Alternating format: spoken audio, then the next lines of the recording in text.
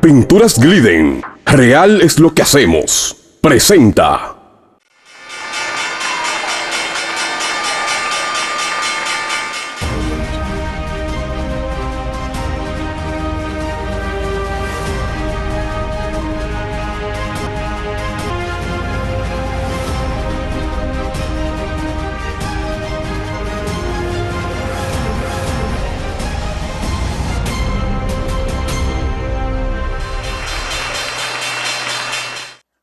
Bienvenidos al programa El Ingeniero Revela.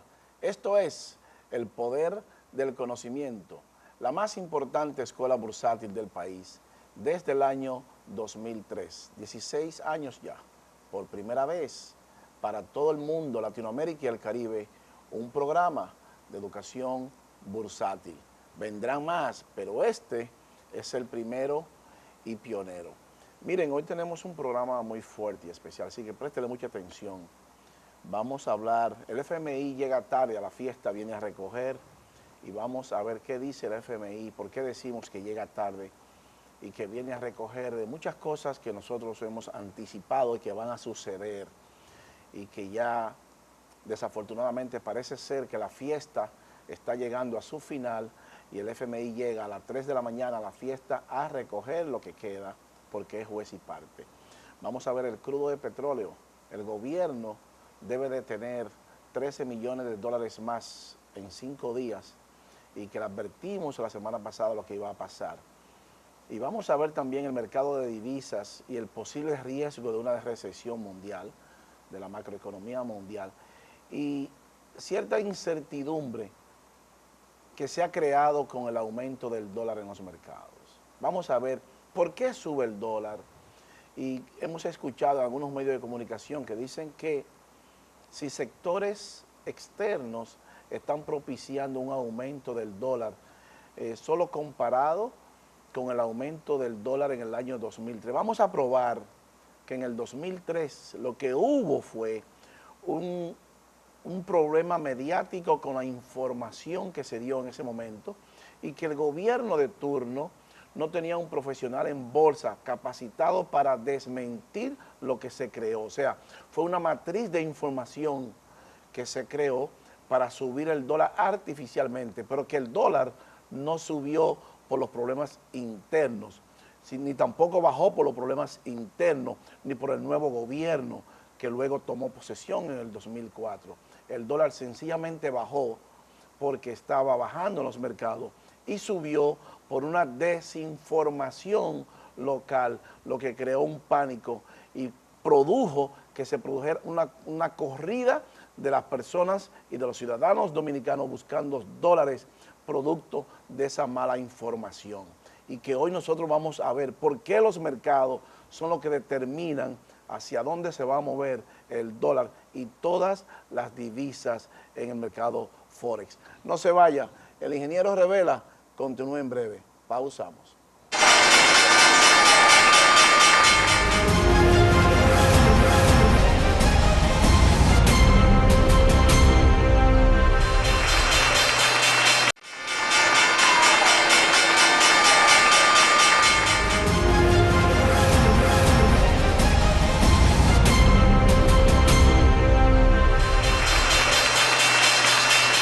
Continuamos con el ingeniero Revela, el poder del conocimiento. Miren, salieron unas declaraciones en los medios de comunicación donde el FMI dice, alerta de una desaceleración económica en el 90% de los países. Todo tiene una razón de ser, nada es fortuito, nada es al azar, nada es coincidencia, la coincidencia no existe, todo tiene una razón de ser. ¿Por qué interpretamos que el FMI dice esto? Nosotros tenemos más de un año diciendo lo que va a pasar en la economía porque la podemos ver en los mercados con los bonos del tesoro, 17 meses de anticipación, con 10 meses con los mercados futuros, 9 meses con las acciones y 6 meses con los commodities. Pues el FMI llega tarde a la fiesta, pero viene a recoger ahora. Él no llega tarde porque quiere llegar tarde, él llega tarde a recoger lo que queda en la fiesta. O sea que parece ser ya que el ciclo lo van a terminar y ya el FMI da el primer aletazo y dice que el 90% de la economía tendrán una desaceleración en todos los países. Colócame la gráfica número 1, señor director, y vamos a ver los mercados. Ahí los dice, el FMI alerta de una desaceleración económica en el 90% de los países. Nosotros hemos hecho toda la semana y hemos pronosticado todo lo que va a pasar con los países, con la economía real a través de los mercados. Lo que pasa es que el FMI no puede decir que viene una recesión con 18 meses de anticipación. Nosotros sí lo podemos decir. Ahora, el FMI lo dice ahora porque sabe y está consciente de que se avecina una crisis económica mundial fuerte y que la fiesta parece ser que está llegando a su final. O sea que si usted va a una fiesta y usted sale a las 4 de la mañana, no sea el último en salir, por lo menos salga antes de, porque después de las 4 de la mañana hay problemas. Entonces el FMI está llegando tarde a esta fiesta, pero viene a recoger lo que ellos han pronosticado ya una desaceleración en más de 90 economías del mundo y que nosotros hemos dicho con anterioridad por más de un año a través evidentemente de los mercados, porque los mercados son los que trazan la línea de la economía real mundial.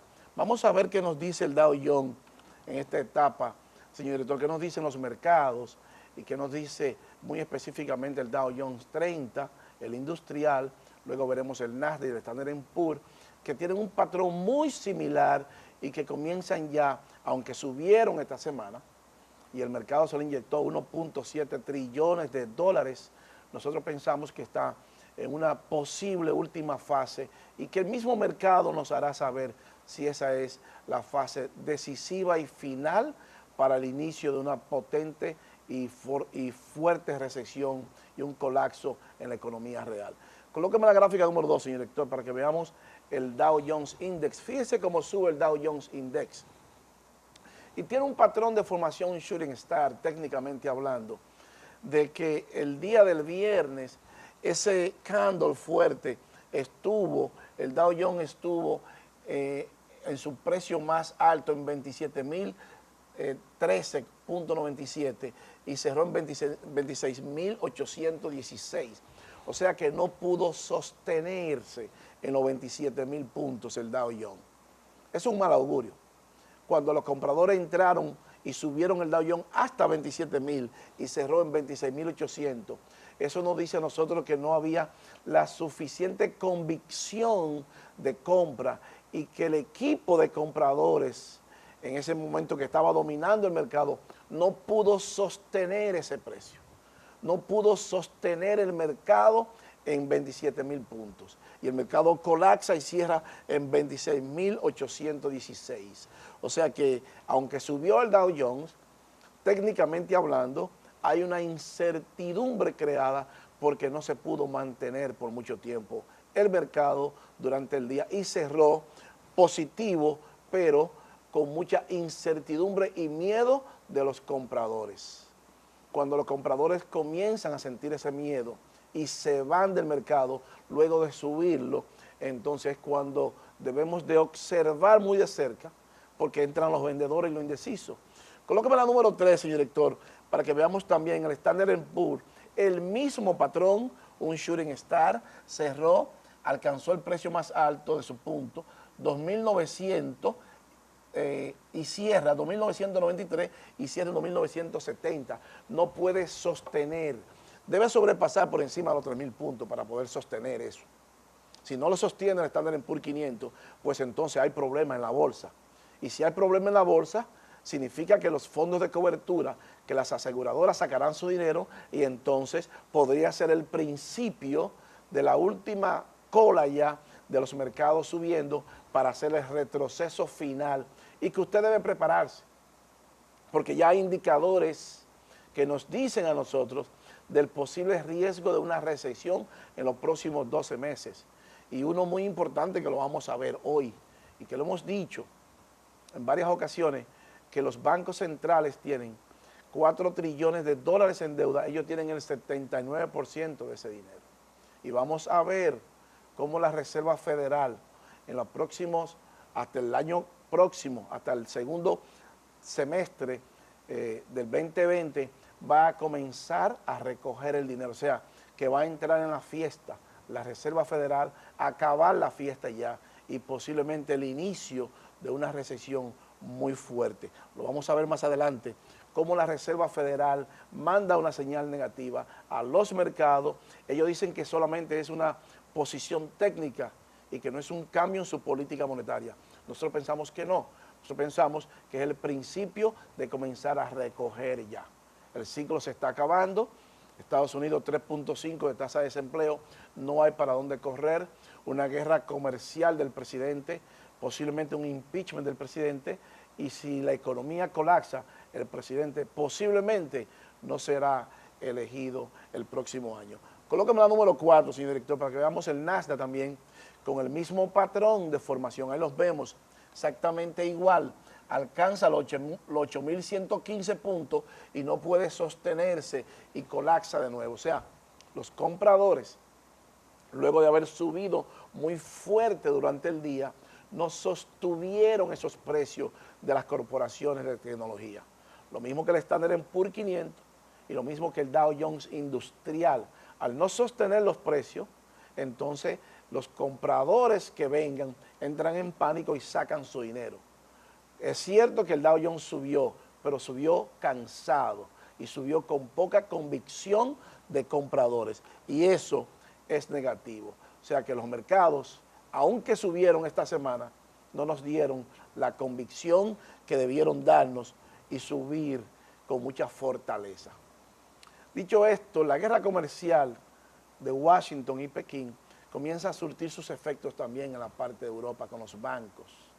El problema de un default en las notas de 5 años, vamos a ver cómo ha aumentado el riesgo de que haya default en las notas de 5 años, como pasó en el 2008 con el subprime mortgage, que muchos bancos colapsaron y que muchas personas no pudieron pagar su dinero, de las hipotecas, y colapsó el sistema inmobiliario y eso mandó una recesión global mundial.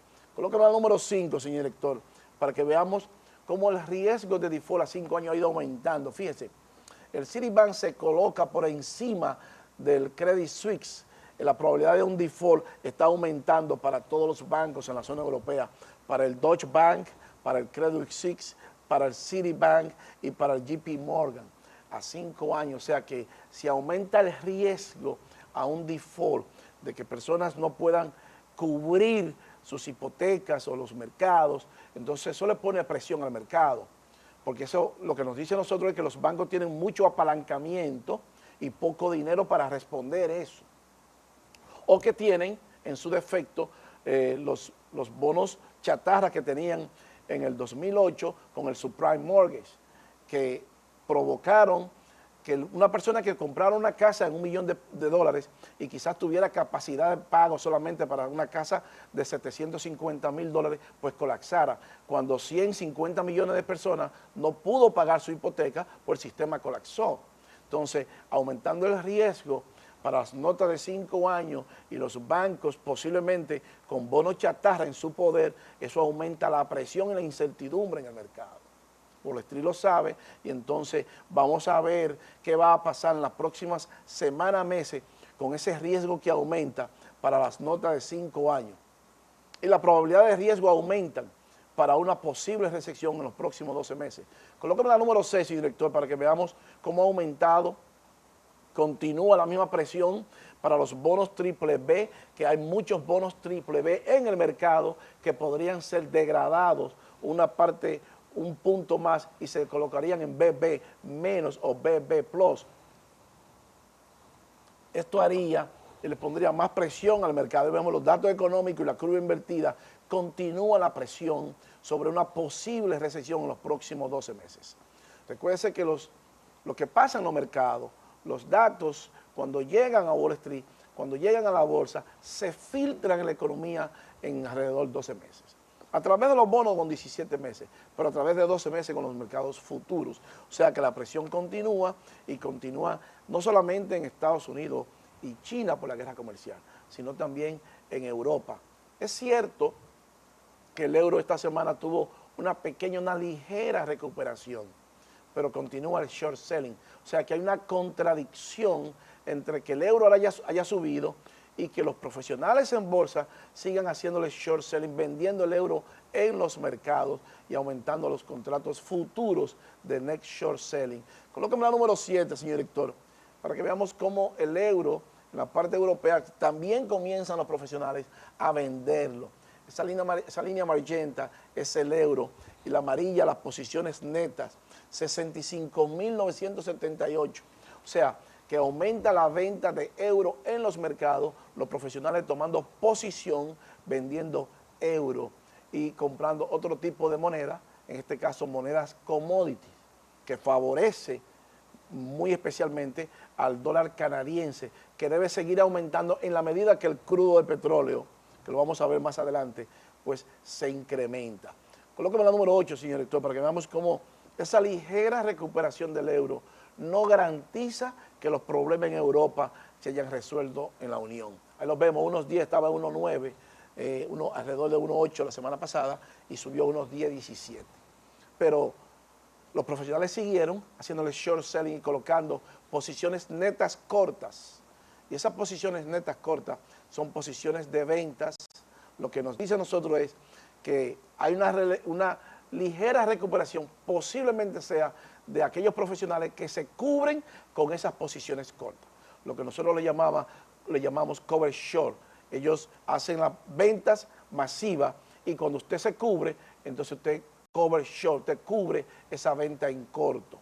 Y por eso, ligeramente el euro posiblemente haya aumentado esta semana. Pero eso no garantiza que vaya a continuar subiendo, porque han aumentado las ventas en cortos de los profesionales. Entonces, todos los ingredientes, todos los datos económicos que nos están llegando, toda esta parte de los mercados, toda la incertidumbre junto, también nos llega la parte del LIBOR, el spread, que no es más que la tasa de interés que se prestan los bancos de un día para otro. Y cuando ese spread se aumenta y se hace más costoso y esa tasa de interés es más grande, pues se le pone mucho más presión al mercado de divisas y le pone mucho más presión al mercado accionario, porque cuando aumenta la tasa de interés, los profesionales venden las acciones. Entonces, vimos que los tres mercados más importantes, el Nasdaq, el Dow Jones, el Standard & Poor's, cerraron, aunque positivo, con un mismo patrón de un shooting star. Entonces, el LIBOR, el London Interbank Offer Rate, también está aumentando su spread, el dinero que se prestan los bancos entre ellos, y eso aumenta la incertidumbre y aumenta también el tipo de cambio, evidentemente. Colócame la gráfica número 9, señor director, para que veamos el LIBOR, cómo está subiendo la tasa de interés de los bancos, se prestan entre ellos. Entonces, un banco tiene que, cuando le va a prestar a usted, coger esa tasa de interés, el LIBOR, más una tasa de referencia, más una tasa adicional a esa de referencia, que es lo que el banco se gana. Entonces, si le aumentan los préstamos a usted, pues sencillamente usted deja de coger dinero prestado.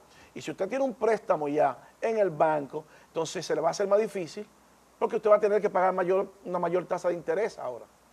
No es lo mismo pagar $1 millón a 3% de interés que pagar $1 millón a 3.7% de interés, o el interés que sea.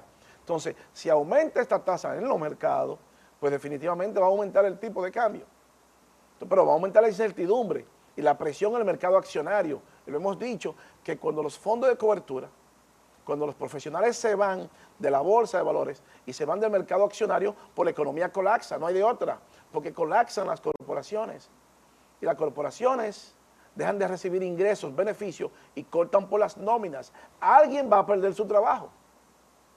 Y ya el fondo lo dice, el 90% de los países tienen una desaceleración, o sea que el fondo viene a recoger ya su dinero. Y lo hemos dicho, que todo ese dinero barato que está en la calle, en algún momento había que recogerlo. Dice la FED que no es un cambio en su política monetaria. Pero nosotros vamos a ver entonces, si no es un cambio en su política monetaria, la FED va a comprar cientos de millones de dólares en notas y en bonos hasta el próximo año. Eso es grave y es crítico y debemos de prestarle mucha atención. Y está aumentando el leverage en la zona europea, el riesgo también entre el apalancamiento y los mercados. Colóqueme la gráfica número 10, señor director, para que veamos cómo los bancos, esa es la parte del apalancamiento. O sea, que los bancos tienen menos dinero para controlar ese apalancamiento de los profesionales. El apalancamiento no es más cuando usted compra, por ejemplo, $1.000.000 en el Forex, usted no necesita colocar $1.000.000. Con $100.000 te compra 1.000.000, 1 a 100. Entonces, o con 10.000 usted está comprando. Entonces, ese leverage, entonces, comienza ya a sentirse, a disminuir el potencial de dinero que tengan los bancos y aumenta el riesgo de ese leverage. Entonces, cuando aumenta ese riesgo, ese apalancamiento, lo que crea es un problema grave en los mercados, porque los profesionales pueden hacer caso que no tengan el dinero para pagar ese apalancamiento. Y cuando millones de personas no puedan pagar ese apalancamiento, entonces el sistema colapsa, porque colapsa la bolsa. O sea que todos los indicadores están apuntando en una misma dirección, y esa dirección es una posible recesión, porque falta dinero, hay que buscarlo, y el fondo dice que el 90% de los países pues van a tener una posible recesión y una posible ralentización de la economía. Entonces, no es verdad que posiblemente la política monetaria de la FED sea un problema técnico nada más. Es posible, lo hemos dicho, que el sistema crea la crisis. Ellos la provocan porque a grandes crisis, grandes beneficios. Entonces, el fondo vino por su dinero y van a venir por su dinero. Y vamos a ver más adelante por qué decimos esto. Posiblemente en la parte europea haya un buen respiro hasta que el primer ministro británico, Boris Johnson, posiblemente salga del Brexit, quizás con un acuerdo. No todavía lo tiene, y eso los profesionales lo han interpretado que quizás salga con un acuerdo. Y han empujado la libra esterlina hacia el alza. Eso es un buen augurio para Gran Bretaña y manda un mensaje positivo dentro de todas las cosas negativas que tenemos. De que la libra esterlina tenga una ligera recuperación para la Unión Europea es positivo, porque debemos recordar que Gran Bretaña es el principal país en la zona europea donde opera la mayor fuerza de las bolsas de valores. 967 trillones de dólares se manejan en derivados, en commodities, en futuros desde Gran Bretaña. Y una ligera recuperación de la libra esterlina pues favorece la salida de la Unión. Colóqueme la gráfica número 11, señor director, para que veamos cómo se ha ido apreciando la libra esterlina en los mercados. Ahí los vemos, que de 1.22 ha subido a 1.2573. Nosotros lo habíamos anticipado cuando iba a bajar también, y ahora pues una ligera recuperación fortalece la decisión de Gran Bretaña y el posible acuerdo de la salida del Brexit, o con un acuerdo potencial. O sea que eso le va a quitar un poquito de presión a la Unión, y vemos cómo la libra esterlina efectivamente está subiendo fuerte. Va a seguir subiendo la libra esterlina. Colóqueme la número 12, señor director, para que veamos con el Fibonacci. Ahí la vemos, está subiendo fuertísimo, 1.26.490 con relación al dólar. O sea, luego de estar en 1.20 alrededor del año pasado, o de este mismo año en septiembre, 1.20, 1.26. O sea que se ha apreciado fuertemente la libra esterlina con relación al US dólar. De toda la noticia negativa que tenemos esta semana, esa ha sido de las pocas positivas. Colócame la número 13, señor director, para que veamos cómo las notas del Tesoro que están bajando comienza a ponerle presión también al mercado accionario. Recuerden que los mercados se mueven en parejas. Los bonos del Tesoro, las notas del Tesoro se mueven históricamente en la misma dirección que el mercado accionario. La tasa de interés se mueve contrario al mercado accionario. Entonces, unos bonos colapsando nos dicen a nosotros que el peligro y el riesgo sigue creciendo en Wall Street. Independientemente de que esta semana se le inyectara 1.7 trillones de dólares al mercado, pues continúa la incertidumbre, continúa el riesgo y continúa la presión. Los bonos, las notas comienzan a colapsar, y debemos estar muy pendientes de la próxima tasa de interés y de la Reserva Federal, las próximas medidas de los bancos centrales para determinar en qué dirección se va a mover el mercado. Por eso, todo ese riesgo junto con la curva invertida, lo que nos hace pensar es que el colapso de la economía real será fuerte y ya nos lo está avisando el Fondo Monetario Internacional. Coloca la número 14, señor director, para que veamos la tasa de interés, cómo la tasa de interés, fíjense, la última línea dice above all time high, current yield, ahí vemos 3 meses en la parte izquierda. Rodémosla un poquitico más el extremo izquierdo, señor, que se pueda leer la parte, el extremo izquierdo. 3 meses, 6 meses, 1 año, 2 años. No, la parte izquierda, la última columna, la parte izquierda. No es la derecha, la otra, señor director. Ahí. Fíjese que dice 3 meses, no, la última, esa, ahí, déjala ahí. 3 meses, 6 meses, 1 año, 2 años, 3 años, 5 años, 7 años, 10 años y 30 años. Ahora sí, señor director, rodémosla para el extremo derecho. Entonces, en el extremo derecho vamos a ver cómo el retorno de 3 meses es mucho más grande que el de 30 años. Entonces, 1.99 contra 1.96. Eso es lo que lo dice usted en los mercados. Es que si usted compra una nota del Tesoro 30 años, usted tiene un retorno de 1.96. Pero si la compra 3 meses, tiene un retorno de 1.99. Entonces, ¿cuál es el interés que usted tiene? ¿Cuál es el incentivo que usted tiene para entrar a la bolsa y ganarse un 1.96% de interés a 30 años, cuando a 3 meses usted tiene 1.99? O sea, eso es lo que nos da a nosotros por todos los lados, es que la recesión es inminente y el colapso es inminente en la bolsa. No lo para nadie, el fondo se expresa ya y por eso interpretamos que esa declaración del fondo tiene una razón de ser. El retorno en la bolsa de valores, en el dinero a corto plazo, es mucho mayor que el dinero a largo plazo. Y eso definitivamente es insostenible en el tiempo.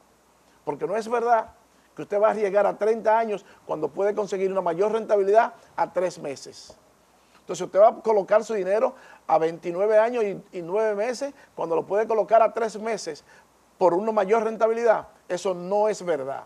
Entonces los gobiernos, cuando vayan a colocar sus bonos soberanos, también van a tener que subir su tasa de interés. Pero eso aumenta la deuda externa de los pueblos. Por eso dice el fondo que el 90% de los países se van a desacelerar. Pues claro que se van a desacelerar. Si lo hemos dicho por meses ya, que todo pasa por la mano de los mercados y que es insostenible esto en el tiempo. Y que los bancos centrales tienen de 4 trillones de dólares el 79% de ese dinero. Y vamos a dar el dato, la Reserva Federal va a comprar 60.000 millones de dólares mensuales hasta el próximo año en notas y bonos. Va a recoger ese dinero, 60.000 millones de dólares. Entonces, si se encarece el dinero, si hay menos dólares disponibles para préstamo, pues entonces usted prepárese como empresario. Porque viene crisis. Y si usted incurrió en una deuda, usted tiene problema ahora, porque ese dinero se va a recoger y se va a encarecer. Y el dólar, bajo ese esquema, debe seguir subiendo a corto plazo. Entonces le va a poner una mayor presión al dólar a corto plazo. Pero eso también va a hacer que le colapse la economía real mundial, porque todos los indicadores apuntan en esa dirección. Entonces no es verdad que, dice el fondo, que llegó ahora tarde, que la economía real no va a colapsar. Va a colapsar en ese esquema. Debe colapsar, porque los mercados nos lo están advirtiendo. Las divisas nos lo están advirtiendo. Las tasas de interés nos las están advirtiendo.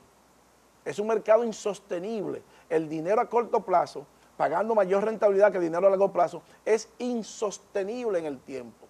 No se puede sostener el mercado de bonos del Tesoro, de notas, de los bonos soberanos, cuando a largo plazo usted tiene que pagar menos dinero.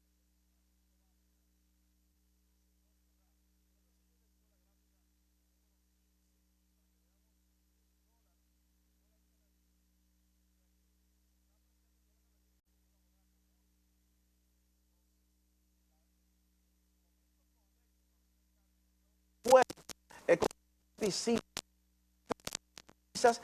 vinculado y ahora mismo el dólar canadiense, se aprecia el dólar canadiense con relación al dólar. Entonces, tenemos indicadores que nos dicen a nosotros por un lado que una moneda se aprecia y otras se deprecian, pero en términos prácticos, la tasa de interés y el retorno a corto plazo es menor que a largo plazo. Entonces, vamos a ver el dólar, señor director, la gráfica número 16, para que veamos qué va a pasar con el dólar. El dólar está bajando en los mercados internacionales, o sea que el gobierno y el Banco Central Dominicano que estén tranquilos, está bajando los mercados y va a continuar bajando en el corto plazo, así que no hay pánico por eso, por ahora. En el corto plazo, en la bolsa de valores, en el Forex, el dólar está bajando. Y si toca por debajo de 12.370, debe llegar a 12.350 de ese índice, o sea, que va a continuar bajando en el mercado. O sea, que si usted compró dólar, usted va a perder su dinero, si usted lo compra ahora, porque está bajando los mercados. Y si está bajando los mercados, usted lo puede comprar más barato en el mercado.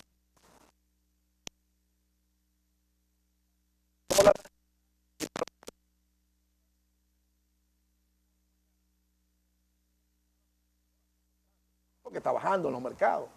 Entonces,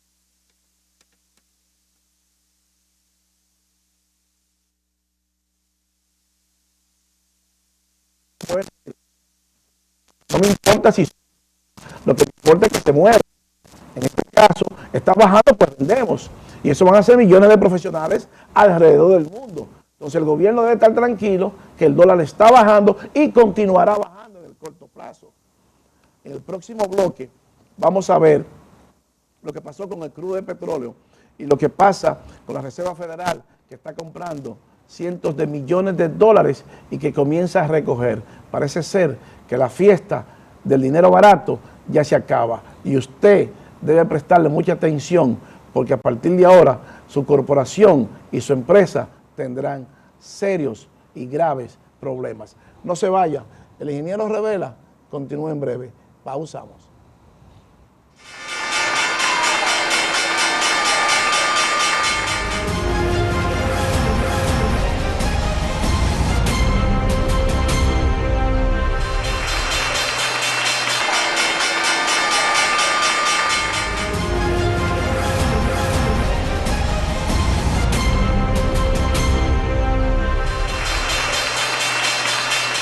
Continuamos con el ingeniero Revela, el poder del conocimiento.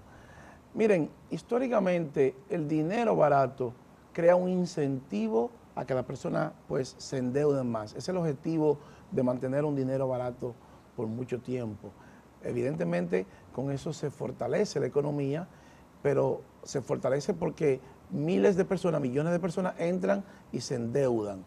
Pero eso tiene un ciclo, eso tiene un periodo de inicio y un periodo de finalizar. O sea, cuando usted entra en una deuda, usted como persona física o como empresa para expandirse, usted debe entender que si entró a 20 años, pues 20 años, 15 años, 15 años.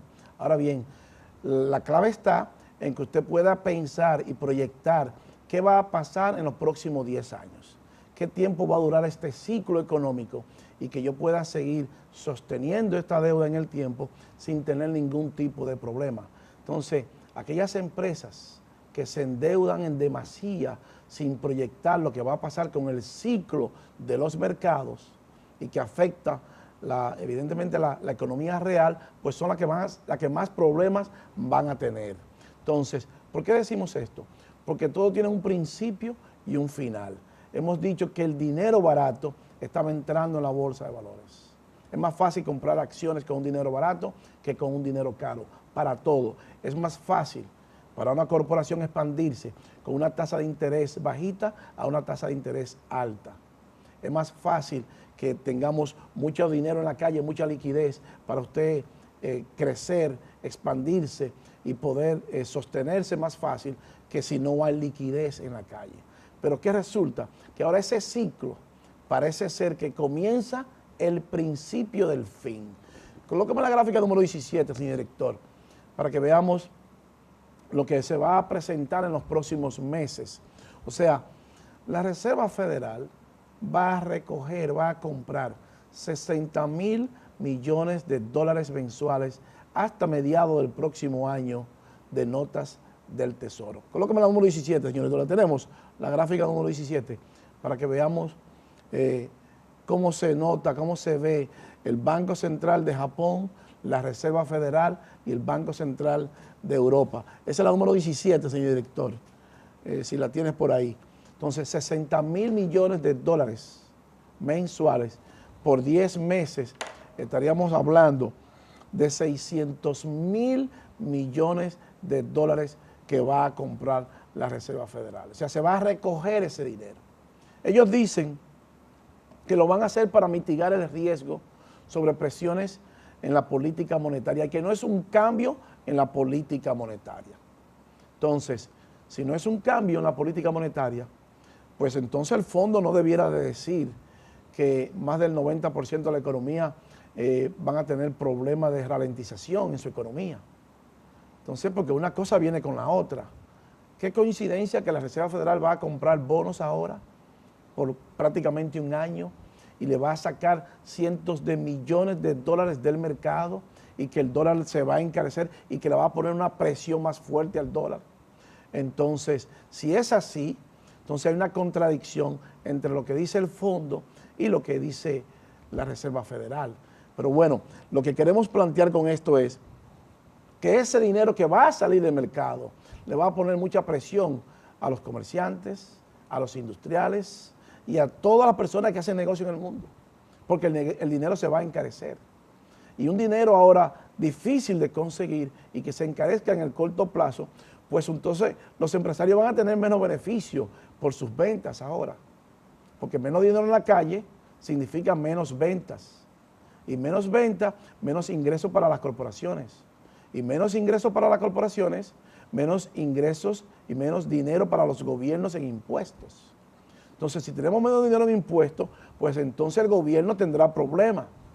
Entonces, nosotros que tenemos un periodo eleccionario en el próximo año, en el 2020, y el gobierno deje de recibir menos dinero en impuestos, pues tenemos más problemas, porque eso aumenta la deuda, porque el gobierno va a gastar más y va a recibir menos.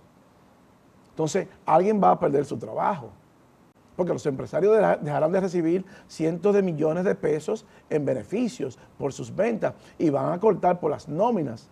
La tenemos ya, señor director, la gráfica número 18. ¿No la tenemos? Ni la 18 ninguna tampoco. Pues póngame la 18 entonces. Póngamela, ahí la tenemos. Ahí estamos viendo de la semana pasada el crudo de petróleo que nosotros habíamos advertido de que iba a subir esta semana y que el gobierno tenía que entrar comprando crudo de petróleo. Estaba a 52.18 y le dijimos al gobierno que si compraba la factura petrolera de 30 días iba a tener 10 millones de dólares adicionales en su cuenta. Pues el gobierno esta semana, si hizo eso, pues no solamente tiene 10 millones de dólares, sino que tiene 13 millones de dólares. Colócame la número 19, señor director. Ahora, ahí vemos el crudo de petróleo, cuando tomamos esa muestra, 54.70.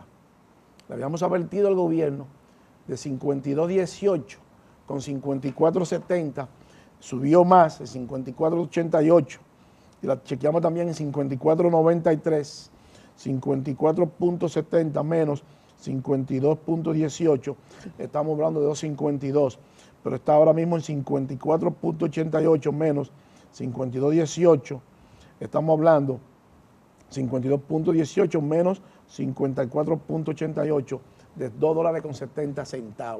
Entonces, si el gobierno hizo eso, coloca la número 20, señor director, que tomamos la muestra también en 54.93. Ahí vemos el Open Interest, 132.300 contratos abiertos del crudo de petróleo. Estuvo en su precio más alto, 54.97. Cerró en 54.71 cuando tomó esta muestra y abrió 53.85. Ahora sí, señor director, colóqueme el video de lo que nosotros dijimos la semana pasada sobre el crudo de petróleo y por qué hoy el gobierno debe de tener 13 millones de dólares adicionales en su cuenta en 5 días. Esto fue lo que dijimos la semana pasada. Ródeme el video, señor director. Por la volatilidad petrolera. Pero nosotros le hemos dicho al gobierno cuándo comprar el crudo de petróleo y cuándo vender el crudo de petróleo. Y se lo vamos a volver a decir hoy. Nosotros felicitamos que este señor Fernández pues haya apoyado nuestro proyecto ya por más de 2 años y medio, diciéndole al país ¿qué va a pasar con el crudo de petróleo? Hemos hecho más de 50 programas solamente del crudo de petróleo y de la gasolina, todas las semanas.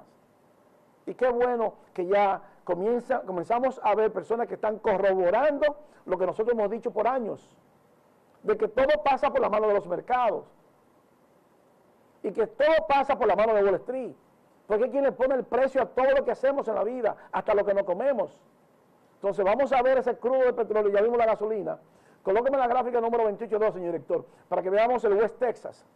O sea, ellos dicen que ve preocupante la presión de la economía por la volatilidad petrolera. Bueno, ahí lo tenemos, el crudo de petróleo hasta el cierre, 52.18. Y le vamos a dar el precio al gobierno para que sepa.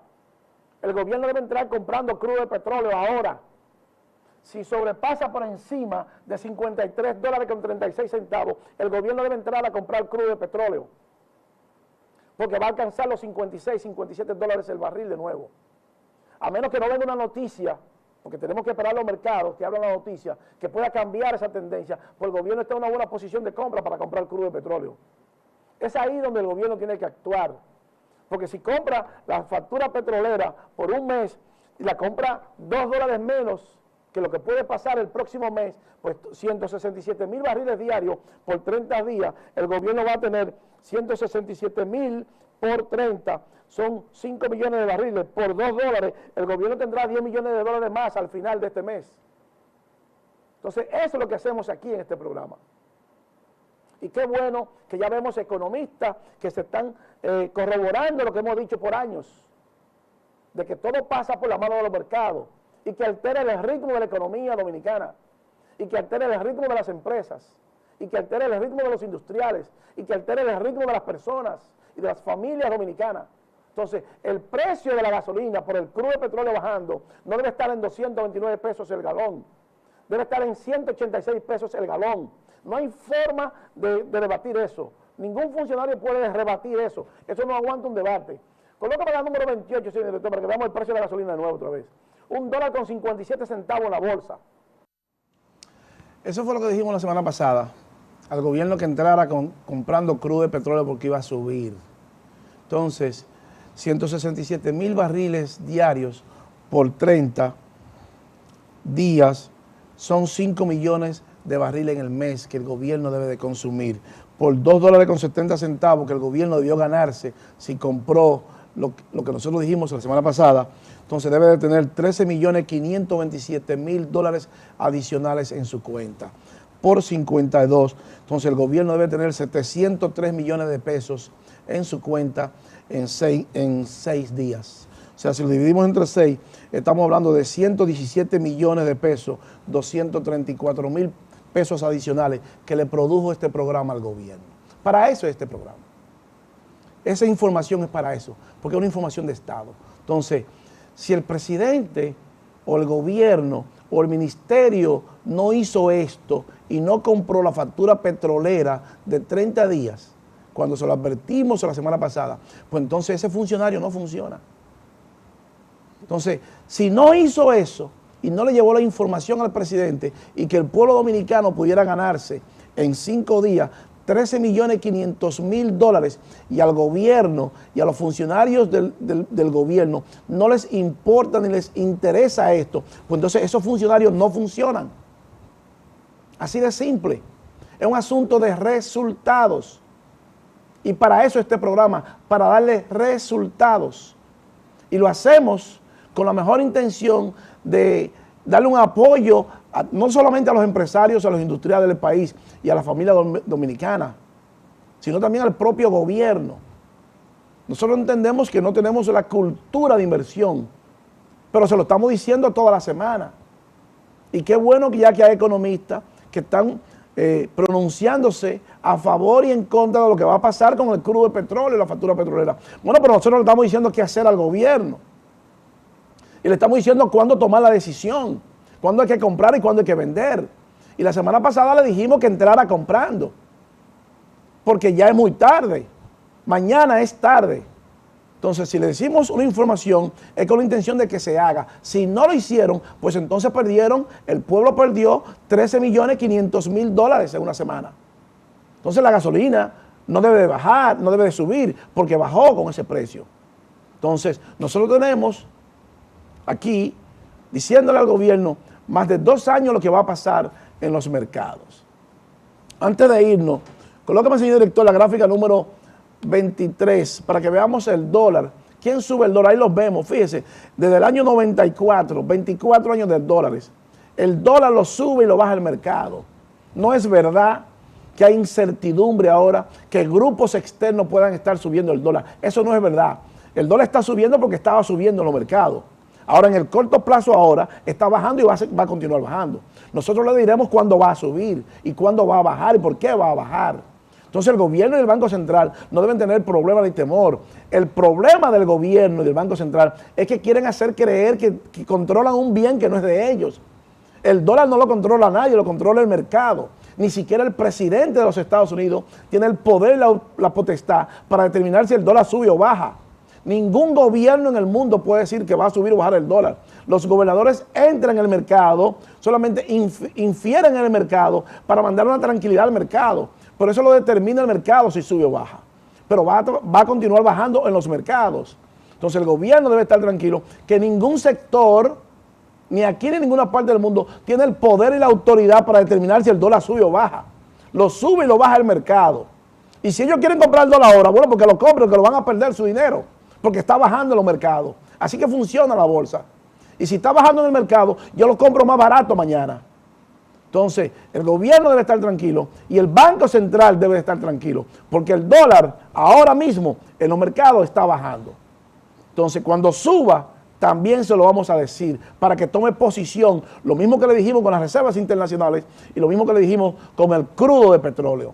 Entonces, la incertidumbre que se ha creado es por la ignorancia que nosotros tenemos en cultura bursátil y que todavía no entendemos que quien le pone el precio al dólar es el mercado Forex, la bolsa de valores y los mercados financieros internacionales, no los gobernadores ni los gobiernos. Interfieren nada más, pero en definitiva la dirección la fija el mercado y la bolsa de valores.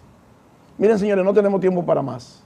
El ingeniero Revela llega a su parte final y así culminamos el esfuerzo de hoy, pero no sin antes agradecerles la gentileza de su atención y decirles como siempre que para usted ser un buen inversionista en bolsa de valores, usted necesita conocimientos, disciplina y paciencia. Yo soy Luis Fernando García. El ingeniero Revela, el poder del conocimiento, regresa la próxima semana. Bye bye y hasta pronto. Pintura de la más alta calidad para toda necesidad. Presentó